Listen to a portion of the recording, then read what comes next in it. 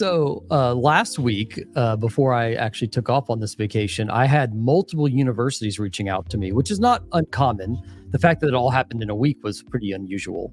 I think Georgia Tech might have something to do with that. But we were talking across multiple of these universities about the difficulties of regulated research enclaves, right? And the hard part, as you can imagine, is not really the technical piece, although that is definitely a component to it when you have lab equipment and things like that. The real hard nut to crack is the governance structure. Who has the stick to get people in line? Because grad students will go rogue. They'll go apply for a grant without anybody knowing. They'll get approval and funding from their sponsors. And then they're going to go spin up an AWS instance or an Azure instance or GCP and start doing this research with controlled and classified information that is not within a regulated research boundary, right? And so that happens way more often than you think. And it becomes problematic, right? Because now the university as a whole is still responsible for maintaining that because they've in part signed the contract and they're using assets that belong to the university. And so we were kind of working through this a little bit. It's like, hey, like technical, we can solve that to a degree, but really what we have to focus on is the governance structure, because little known fact that I learned this from my friends in this space, it's very hard to fire people or to reprimand people at a higher ed level. And so, if people do something wrong, the slap on the wrist, that's about all you get.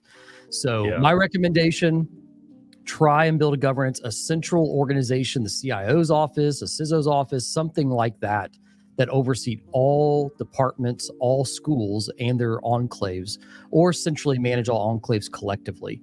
And then just kind of lease out that space to all of the different departments, schools, grad students, et cetera. But yeah, it is a very, very large problem. And I know you pulled up the CCP findings.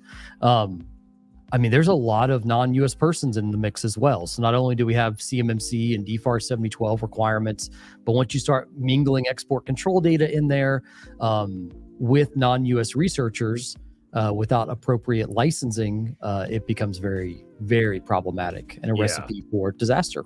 Yeah, absolutely. There's two things come to my mind when you're talking about it. One is this CCP on the Quad report that came out, which if anybody hasn't read it, you can just Google CCP on the Quad and you'll find the report from the select committee on the CCP.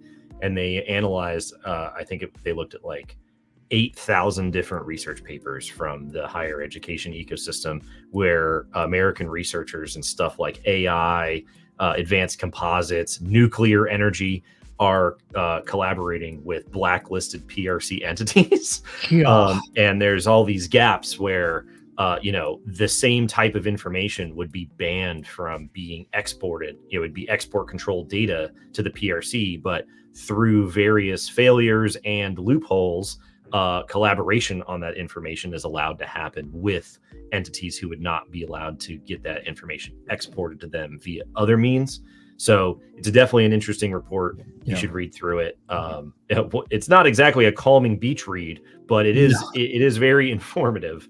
The other thing that comes to my mind when we talk about higher education space is the FAR CUI rule, which we've talked about before, and the implications there, because there are lots of categories of CUI that higher education institutions handle other than just DoD specific information and defense research, which means that these higher education enterprises are going to have a lot of issues trying to bring their systems in line, even with just 800-171, because of all of these technical and organizational debts that are kind of on steroids in the higher education space. So collaboration and compliance don't traditionally go hand in hand, and that's Brad made a comment.